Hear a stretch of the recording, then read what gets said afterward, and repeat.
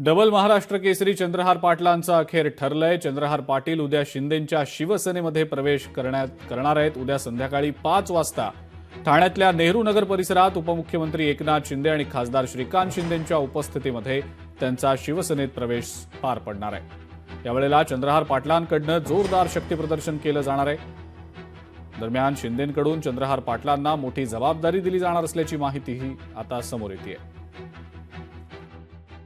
चंद्रहार पाटलाला अशोभनीय सारखं यांनी काम केलेलं आहे। आज हे गद्दारांच्या पक्षामध्ये हे प्रवेश करत आहेत।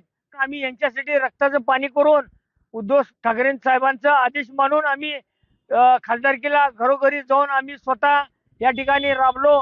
कुठल्याही पक्ष वाढीसाठी यांचं योगदान नाही आहे। यांनी गेले काय आणि आले काय आम्हाला शिवसेनेला कुठलाही फरक पडणार नाही। चंद्रहार पाटील हे एसएनसी मध्ये प्रवेश करतायत अशी बातमी कानावर आली।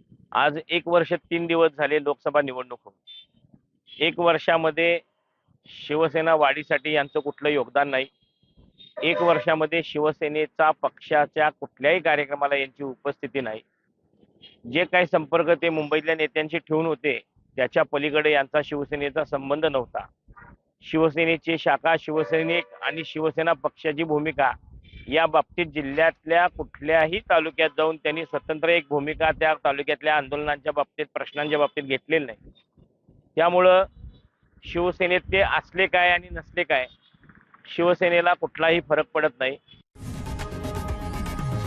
लोकशाही मराठी ऐका, पहा, जागरूक रहा।